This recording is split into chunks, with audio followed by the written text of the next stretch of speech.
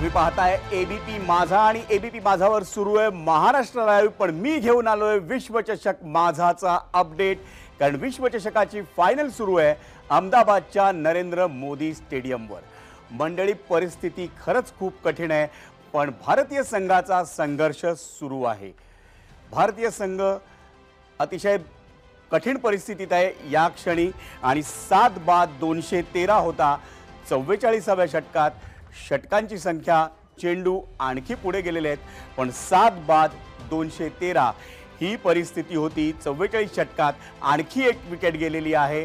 भारतीय संघाची परिस्थिती आता या क्षणी 8 बाद भारतीय संघ आहे। 8 बाद 214 अशी परिस्थिती आहे भारतीय संघाची।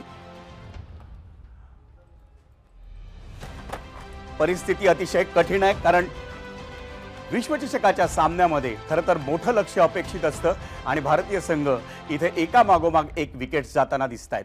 माझ्या समवेत आहे माजी कसोटीवीर राजू कुलकर्णी। राजू, या विश्वचषकाच्या मैदानात भारतीय संघ इंग्लंड समोर आपण खूप कमी रन्स केल्या होत्या। आत्ताची परिस्थिती पाहता आपल्याला आणखी त्याच्यापेक्षा जास्त रन्स करणं अपेक्षित आहे, कारण ऑस्ट्रेलियाची संघ आपल्या समोर आहे, फायनलचं मैदान आहे। पण का नेमकं हे असं गणित बिघडलं आणि पॅट कमिन्सचा जो निर्णय आहे तो त्यानं अचूक ठरवला का? नक्कीच, कारण त्यांनी सकाळी आपण म्हटल्याप्रमाणे पॅट कमिन्सला हाच एक चॉईस होता की थोडंसं गवत विकेटवर होतं आणि त्याचा फायदा घ्यायचा त्यांनी ठरवला, कारण इंडियाची बॅटिंग लाईनअप चांगली आहे आणि त्याचाच त्यांनी फायदा घेतला। 10 ओव्हरमध्ये त्यांनी 3 विकेट्स काढल्या आणि मग हळूहळू जशा जशा विकेट्स पडत गेल्या तसं आपल्याला धावसंख्या जोरात वाढवणं हे कठीण होत गेलं। आणि आता असं झालं आहे की आपल्याला या स्कोअरची सवय नाही आहे। आपल्याला नेहमी असं चित्र असतं की 300च्या वरती स्कोअर आणि 4-5 विकेट्स असतात। पण मला असं वाटतं की एकंदर या विकेटवर जर बघितलं तर बॉल थोडासा लो राहतोय। खरं म्हणजे या विकेटवर कसा बॉल होतं हे कळणं शक्य नाही आहे, कारण ऑस्ट्रेलियाने भारताला पूर्ण प्रेशर खाली घातलं आहे। त्यामुळे रन्स ॲक्सेलरेट होतच नाही आहेत, रन्स फार कमी कमी हळूहळू होत आहेत। पण मला तरी असं वाटतं की कदाचित आपण जर 240-250 पर्यंत पोचलो तर कदाचित ती फायटिंग टोटल होऊ शकेल। 240 ते 250 ही धावसंख्या या सामन्यात कलाटणी देणारी ठरू शकते असं राजू कुलकर्णीचं मत आहे। पण आपण पाहूया भारतीय फलंदाजांनी नेमकं या अहमदाबादच्या मोदी स्टेडियमवर नेमकं काय केलं आणि किती धावांवर भारतीय फलंदाज एका मागोमाग एक बाद झाले। शुभमन गिल स्वस्तात माघारी, 7 चेंडूंमध्ये केवळ 4 धावा, 57.14 हा त्याचा स्ट्राईक रेट आहे। रोहित शर्मा अर्धशतक हुकलंय, 31 चेंडूमध्ये 47 धावा। नेहमीप्रमाणे आला, मोठी खेळी करण्याच्या ऐवजी मोठे फटके खेळण्याचा त्याचा प्रयत्न होता। 4 चौकार, 3 षटकार, 151.61 आणि मॅक्सवेलला मोठा फटका खेळण्याच्या प्रयत्नात तो बाद झाला। श्रेयस अय्यर खरं तर मोठी अपेक्षा होती, लागोपाठ 2 शतकं झळकावली होती, पण फायनलच्या मैदानात सपशेल अपयशी। 3 चेंडूंमध्ये 4 धावा, तोही 1 चौकार आणि 133.33 हा त्याचा स्ट्राईक रेट आहे। विराट कोहली एक बाजू पुन्हा एकदा खंबीरपणे लावून धरली, पण प्लेड ऑन म्हणजे बॉल खेळला आणि तो बॉल यष्ट्यांवर ओढवून घेतला, त्यामुळे तो त्याचा त्रिफळा उडाला। 63 चेंडूंमध्ये 54 धावा, 4 चौकार, स्ट्राईक रेट आहे 85.71। रवींद्र जडेजाला धावांचा उपवास घडला। खरं तर रवींद्र जडेजाला या विश्वचषकात फलंदाजी कमी येत होती, पण जेव्हा मोठी संधी मिळाली तेव्हा 22 चेंडू खेळून त्यानं केवळ 9 धावा केल्या आहेत, एकही चौकार नाही, त्यामुळे स्ट्राईक रेट हा 40.90। लोकेश राहुल पुन्हा एकदा विराट कोहली सारखीच एक खंबीर खेळी, 107 चेंडूत 66 धावा, पण चौकार बघा मंडळी एकच आहे, स्ट्राईक रेट आहे त्याचा 61.68। म्हणजे मोठे फटके खेळायला मोहम्मद शमी स्वस्तात माघारी परतलाय, तो देखील 10 चेंडूंमध्ये 6 धावा, 1 चौकार, 60.00 किंबहुना 60 हा त्याचा स्ट्राईक रेट आहे। राजू, राहुल जो खंबीरपणे उभा राहिला होता आणि मोठी खेळी केली, 100पेक्षा जास्त चेंडू खेळण्याची ज्याला संधी मिळाली, तो भारतीय फलंदाज ज्याला केवळ एकच चेंडू मिळतो, ज्याच्यावर तो चौकार वसूल करू शकतो, इथंच ऑस्ट्रेलियन आक्रमण या सामन्यामध्ये किती यशस्वी आहे याचं चित्र दिसतं। यशस्वी याचं चिन्ह पण दिसतं आणि क्रिकेटमध्ये प्रेशर काय असतं याचं पण चिन्ह दिसतं। जी टीम्स म्हणजे आपण जेव्हा बघत होतो पूर्वीच्या मॅचेस, गेल्या 10 मॅचेस, तेव्हा आपल्याला असं कळायचं की फटका मारला गेला आणि तिथे कोण फिल्डर नाही आहे. पण आज असं बघायला मिळते की जेव्हा जेव्हा आपण फटके खेळतो तेव्हा आपल्याला कळत नाही की तिथे फिल्डर कसा म्हणून. ह्यालाच म्हणतात इंटरनॅशनल क्रिकेट आणि ह्यालाच म्हणतात इंटरनॅशनल क्रिकेटचं प्रेशर. आणि त्याप्रमाणेच खेळला. परंतु राहुल आणि विराटला तसंच खेळायचं होतं, जसं परिस्थिती सांगत होती तसेच ते दोघं खेळले. परंतु आपल्या कमनशिबाने विराट आऊट झाला. मग राहुलला जबाबदारी घ्यायला लागली म्हणून राहुल हळू खेळला. पण तो जो म्हणतात जो टेक ऑफ घेताच आला नाही आपल्याला, कारण सारख्या वेळोवेळी विकेट्स पडत गेल्या आणि त्यामुळे आपण आता थोडेसे कठीण परिस्थितीमध्ये आलेलो. अतिशय कठीण परिस्थितीत आहे भारतीय संघ. आणि यावेळी अहमदाबादच्या नरेंद्र मोदी स्टेडियमवर आपला क्रिकेट समीक्षक सुनंदन लेले. सुनंदन, नेमकं काय झालंय भारतीय संघाचं आणि कुठं नशीब रुसलंय? डोळ्यासमोर परिस्थिती बदलणं बघायला मिळाली विजय. कारण ज्या वेळेला विराट कोहली रोहित शर्माला येऊन मिळाला त्यावेळेला त्यांनी रपारप 3 चौकार मारले. रोहितनी सुद्धा मॅक्सवेलचं स्वागत हे षटकार आणि चौकार मारून केलं आणि दोघंही सुसाट सुटले होते. आणि त्यावेळेला षटकामध्ये 10 धावा मिळवून सुद्धा रोहितनी मोठा फटका मारायचा प्रयत्न केला आणि तिथं सगळं गणित. त्याच्यानंतर 90 चौकार केला. याच्यामुळे आपल्याला लक्षात येईल काय परिस्थिती बदलली आहे. कारण विकेट हे स्लो आहे, बॉल पटकन बॅटवर येत नाहीये विजय. विकेट स्लो आहे आणि बॅटवर येत नाहीये सुनंदन असं म्हणतोय. आणि अशा वेळी राजू, तू जे सांगितलं होतंस की 240 ते 250 ही टोटल गाठणं आता तरी मला वाटतं तेवढं कठीण आहे आपल्यासाठी. पण विकेट जर स्लो असेल, बॉल बॅटवर येत नसेल तर भारतासाठी हे चांगलं लक्षण म्हणायचं? नक्कीच चांगलं लक्षण. कारण बॉल जर स्पिन होत असेल, हळू येत असेल तर त्यांनी रन्स करणं कठीण होऊन जातं. परंतु आपण इथे जर पाहिलं तर ऑस्ट्रेलियाने ती जबाबदारी मुद्दामून केलेली आहे. मुद्दामून विचार करूनही त्यांनी बॉलिंग लाईन टाकलेली आहे. बरेचसे स्लोअर वनचा उपयोग केला गेला. बॉल सगळे पुढे टाकतायत, शॉर्ट बॉलच्या भानगडीत पडलेले नाही आहेत. आणि मी असं म्हणेन की ऑस्ट्रेलियन टीमनी मिनिमम 30 रन फिल्डिंगमध्ये वाचवलेले आहेत आणि यासाठी भारताची धावसंख्या कमी दिसते. भारताची धावसंख्या कमी दिसते, पण आत्ता 46 षटकांमध्ये 8 बाद 226 असा धावफलक दिसतोय. कदाचित आत्ताची जी सिच्युएशन आहे, आत्ताची जी परिस्थिती आहे, आत्ताचा जो प्रसंग आहे त्या तुलनेत परिस्थिती किंचित का होईना सुधारलेली दिसते. राजूचं म्हणणं आहे आपल्याला 240 ते 250 धावांची मजल मारायला हवी. पण आत्ता या क्षणी आपल्या हाताशी फलंदाज खूप कमी उरलेत. सुनंदन या क्षणी स्टेडियमवर आहे. सुनंदन, तुला काय वाटतंय, काय धावसंख्या हवी भारताच्या हाताशी किमान जिमान या सामन्यामध्ये लढता देखील येईल? 240 हवा आहे. 250 आपाशी शिवाय कुठे मिळत नाही. जसं आपण सुरुवातीला आक्रमण केलं होतं तसं आक्रमण आणि वॉर्नर आणि त्याच्यानंतर मार्च करणार याचा विचार होता. पोषण 240 पाहिजे. राजू, अजून धावा हव्यात असं सुनंदनचं म्हणणं आहे. नेमकं काय करायला हवं आत्ता या क्षणी आपल्या हाताशी? तसं खूपच कमी लक्ष दिसतंय उभं करण्याच्या दृष्टीने. म्हणजे परिस्थिती जरा कठीण आहे. पण आत्ता आपले जे पण बॅट्समन बॅटिंग करत आहेत त्यांनी हाच विचार केला पाहिजे की मला 50 ओव्हर्स खेळायच्या आहेत. किती काही झालं, किती रन्स मिळाला तरी मी 50 ओव्हर खेळीन.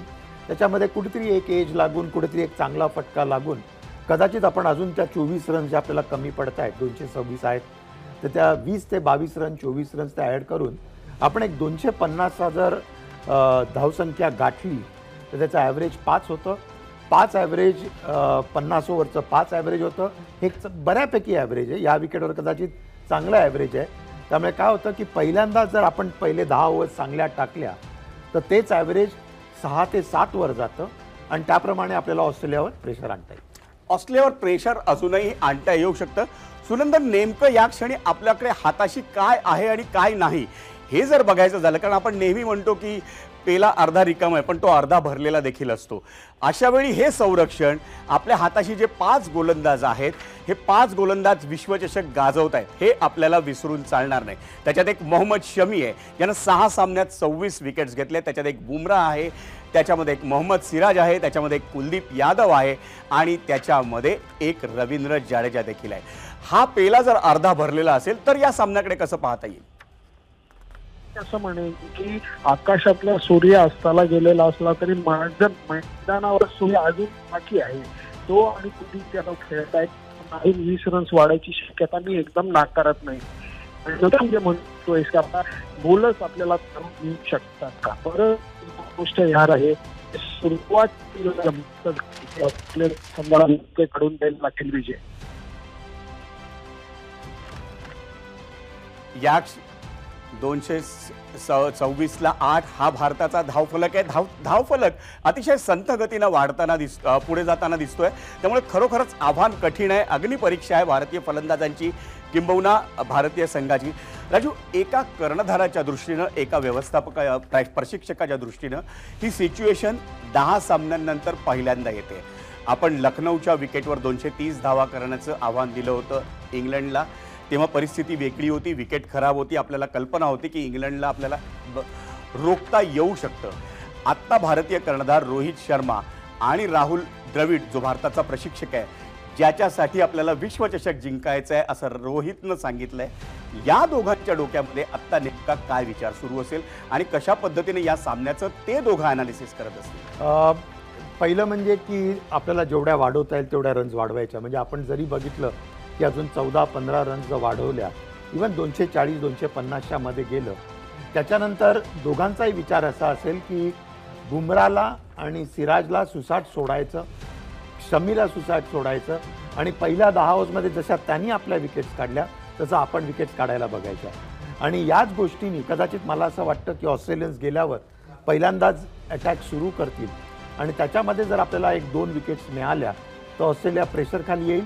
आपले बॅकअप बॉलर्स आहेतच आणि त्याच्याप्रमाणे जसं मी म्हटलं की 10 ओव्हर्स चांगल्या टाकल्या तर ॲव्हरेज वाढतं आणि त्याच्याने ऑस्ट्रेलियावर प्रेशर वाढत जाईल. त्यामुळे हे प्रेशर वाढवूनच हा गेम प्रेशरचा आहे, मोठा प्लॅटफॉर्म आहे. प्रेशर जेवढं घालता येतील तेवढेच समोरचे प्लेयर्स क्रॅकअप होतील. खरोखर म्हणतोय राजू, त्याप्रमाणे हा प्रसंग अतिशय बाका आहे, प्रसंग दडपणाचा आहे. 8 बाद 223, मगाशी माझा स्कोर सांगण्यात चुकी झाली, माफ करा. 8 बाद 223, 47वे षटक सुरू आहे. सुनंदन, या क्षणी भारतीय फलंदाजांची जी घालमेल सुरू आहे त्याच्या दुपटीनं, त्याच्या तरी कितीतरी पटीनं मोठी घालमेल हे तिथल्या प्रेक्षकांच्या मनात, तुम्ही प्रेसबॉक्समध्ये बसलेल्या मंडळींच्या मनात सुरू असेल. नेमकं काय चित्र आहे आणि काय दिसतंय तुला पुढचं? चित्र असंच दिसतंय की 1,30,000 प्रेक्षक जेव्हा शांत बसतात तेव्हा तो आवाज सुद्धा कंठाळ्या बसवणारा असतो. आणि तीच गोष्ट इथे दिसते कारण शॉर्ट बॉलचा वापर केला जातोय, बॉल बॅटीवरती येत नाहीये. सूर्यकुमार यादव सारखा कलात्मक बॅट्समन सुद्धा मोठे फटके मारणं शक्य होत नाही कारण बॉलला वेगच नाहीये. त्यामुळे हीच गोष्ट लक्षात ठेवायला लागणार आहे की धावसंख्या 240च्या जवळ न्यायची आणि नंतर बॉलिंग चालू झाल्यानंतर विजय सुरुवातीच्या काळामध्ये धावा रोखण्यासाठी नाही तर विकेट काढण्याची योजना आखायची. आणि मला तर खात्री आहे की रोहित शर्मा अगदी तशीच योजना आखेल विजय. याचा अर्थ जे काम पॅट कमिन्सनं केलं, 2 स्लिप्स लावल्या होता, तोच क्षेत्रव्यूह किंबहुना आक्रमक क्षेत्रव्यूह रोहित शर्माला देखील इथे मैदानात करावा लागणार आहे. राजू, काय होतं पॅट कमिन्सनं जे सुरुवातीपासून 2 स्लिप्स लावल्या होत्या, आक्रमक क्षेत्रव्यूह होता. सुनंदनचं म्हणणं आहे तीच रणनीती भारतीय कर्णधार रोहित शर्माला इथं आखावी लागणार आहे. माझं म्हणणं थोडं वेगळं आहे की पॅट कमिन्सनं टॉस जिंकून फिल्डिंग घेतलेली. त्यामुळे जर त्यांनी टॉस जिंकून फिल्डिंग घेतली म्हणजे तो विकेटसाठी बघत होता आणि तेच त्याचं कारण होतं की थोडंसं गवत पिचवर होतं, त्याचा फायदा घ्यायचा होता. आणि जर 2 स्लिप्स लावल्या नाही तर त्याचा डिसिजनला काही अर्थ उरत नव्हता. तर त्याच्यामुळे पॅट कमिन्सने तेच केलं, 2 स्लिप्स लावल्या, आपल्यावर प्रेशर टाकलं आणि तशाच तऱ्हेने तो विकेट्स काढायला गेला. आपल्याला 2 चॉईसेस आहेत. आपल्याला विकेट पण काढता येईल, ॲट द सेम टाईम आपल्याला धावा जर रोखल्या तर त्यांनी पण प्रेशर वाढणार आहे. त्यामुळे रोहितकडे हे 2 चॉईसेस आहेत की जर त्यांनी धावा कमी दिल्या, धावा होऊन दिल्या नाहीत तरी ऑस्ट्रेलियावर प्रेशर वाढेल किंवा जर पहिल्या 10 ओव्हर्समध्ये 2 किंवा 3 विकेट्स गेल्या तरीही प्रेशर वाढेल. त्यामुळे हे दोन्ही उपाय तो ट्राय करून बघेल आणि ज्याच्यात तो सक्सेसफुल होईल ती गोष्ट तो पुढे पुढे वापरतो. मला वाटतं भारतासाठी आत्ता या क्षणी सर्वात मोठा धक्का आहे कारण सूर्यकुमार यादव बाद झालाय. जो फलंदाज धावा वाढवू शकत होता, भारताला किमान 240च्या पुढे नेऊ शकत होता, तो सूर्यकुमार यादव बाद झालाय. सुनंदन, भारतासाठी या क्षणी हा किती मोठा धक्का आहे? प्रचंड मोठा धक्का, कारण सूर्या ग्राउंडवरती थांबला असता तर त्या 15, 17 किंवा 20 धावा या भारताला करायची एक आशा जिवंत होती. परंतु परत ही जर का विकेट मी आता बघतो मैदानावरती, हेझलवूडनी काढलेली ही विकेट अशी होती की त्याने ऑफ स्पिनर सारखा ऑफ कटर स्लो बाउन्सर त्याने टाकला आणि शॉट पूर्ण झाल्यानंतर बॉल आला आणि सूर्याच्या ग्लोव्हजला लागून तो विकेट किपरच्या हातात विसावला. परत हेच दिसतंय की ऑस्ट्रेलियाच्या फास्ट बॉलर्सनी कटर्स आणि स्लो बाउन्सरचा केलेला अप्रतिम हुशारीने वापर हा मोठा परिणाम करून गेलाय. विजय, ऑस्ट्रेलियाच्या गोलंदाजांनी ऑफ कटर्स आणि स्लोअर वनचा केलेला वापर हा या सामन्यामध्ये खूप मोठा परिणाम करून गेलाय. हीच रणनीती भारताचे 3 वेगवान गोलंदाज आहेत, मग तो बुमराह असेल, सिराज असेल किंवा मोहम्मद शमी असेल, आणि सातत्यानं मला वाटतं ही रणनीती मोहम्मद शमी देखील वापरतो. किती खुबीनं वापरावी लागणार आहे? नक्कीच, कारण पहिल्यांदा असं झालंय इंग्लंडच्या मॅच नंतर की भारताचे बॉलर्स जे 5 बॉलर्स आहेत फॉर्ममध्ये आहेत, पण त्यांच्यासमोर बँकेत फक्त कमी धावसंख्या आहे आणि ह्याचंच प्रेशर येणार आहे. आपण जर सेमीफायनल पाहिली तर जेव्हा केन विल्यमसन आणि मिचेल खेळत होते 180 रनची पार्टनरशिप झाली, पण तेव्हा पण आपल्याला माहिती होतं की त्यांना 10 रनचं ॲव्हरेज करायचं आहे आणि अजून 200 रन्स पाहिजे. त्यामुळे त्या धावसंख्या खूप मोठी होती.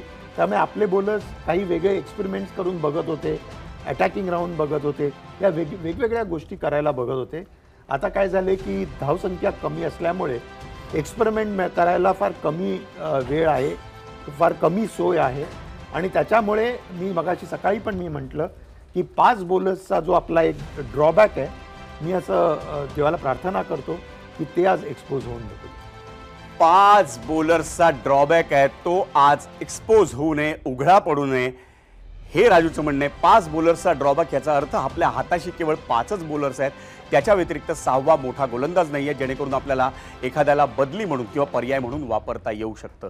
भारताच्या डावातलं विश्वचषकाच्या फायनलमधलं भारताच्या डावातलं अखेरचं षटक शिल्लक आहे आणि या क्षणी भारताचा स्कोअर झाला आहे 49 षटकांमध्ये 9 बाद 232. केवळ 1 विकेट हाताशी आहे, 6 चेंडू आहेत आणि राजू कुलकर्णी, माजी कसोटीवीर राजू कुलकर्णीने सांगितल्याप्रमाणे भारताला जर फायटिंग टोटल एक संघर्ष करण्यासाठीची जर धावसंख्या उभारायची असेल तर किमान 240 धावा भारताला करायच्या आहेत. 6 चेंडू हाताशी आहेत. राजू, समाधानी आहेस? किमान एवढी तरी मजल मारली आहे त्याबद्दल? नक्कीच, म्हणजे आहे ती धावसंख्या जरा कमी आहे, पण मला वाटतं 240 ही धावसंख्या या विकेटवर असं वाटतं की एक फायटिंग टोटल आहे. कारण आपण जर पाहिलं असेल तर सूर्यासारखा अटॅकिंग बॅट्समन पण या विकेटवर एक स्ट्रगल करत होता शॉट्स मारण्यासाठी. बॅटवर बॉल येत नव्हते, त्याला मारता येत नव्हतं. ह्याचा जर आपण अभ्यास केला आणि जर विचार केला तर असं एकंदर दिसतंय की थोडीशी विकेट स्ट्रोक मेकिंगला म्हणजे धावसंख्या वाढवायला कठीण आहे. पण तेच आता लक्षात ठेवायचं, बॉलर्सची टेस्ट आहे, कमी टोटल आहे. आणि आणखीन पण एक सांगेन, 1983ची आठवण करून द्यायची. 183 रन आपल्या टीमने डिफेंड केलेले अगेन्स्ट वेस्ट इंडिज आणि आपण वर्ल्ड कप जिंकलेलो. एक मोठी आठवण करून दिली आहे राजूने. 9 बाद 237 झालाय, अखेरचे चेंडू हाताशी आहेत. पण राजू आठवण करून देतोय तू 1983 सालची, ज्यावेळी भारतीय संघाच्या हाताशी केवळ 183 धावाचं संरक्षण होतं. समोर होता वेस्ट इंडिज सारखा महाकाय बलाढ्य संघ आणि त्या संघाला भारतानं झुकवलं होतं. सुनंदन, ही आठवण या भारतीय संघाला देखील प्रेरणा देणारी आहे. इंग्लंडमध्ये बॉल स्विंग झालेला होता, इथं बॉल थांबून येणार आहे, थोडासा स्पिन होणार आहे, त्यामुळे त्या सगळ्याचा विचार करता ही धावसंख्या एकदम कमी नाहीये एवढंच मला वाटतं.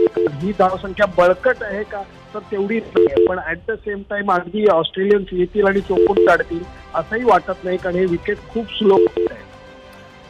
धावसंख्या खूप कमी आहे, सुनंदनचं म्हणणं आहे, राजूचं पण तेच म्हणणं आहे. पण संघर्ष करण्यासाठी 240 धावा हव्यात असं राजूने सांगितलंय आणि सुनंदन तर म्हणतोय, जो आत्ता नरेंद्र मोदी स्टेडियमवर आहे, की ही धावसंख्या ऑस्ट्रेलियाला चोपून काढतील असं नाहीये. ऑस्ट्रेलिया समोर देखील काही आव्हानं आहेत आणि भारतीय गोलंदाज जे 5 गोलंदाज आहेत, हे 5 गोलंदाज जर एकत्र आले ना तर ही मूठ आवळली जाईल आणि जेव्हा मूठ आवळली जाते ना ती वज्रमूठ असते.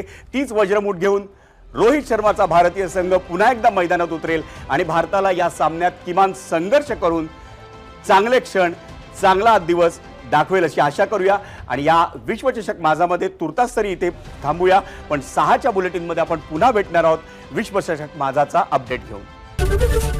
एबीपी माझा, उघडा डोळे बघा नीट.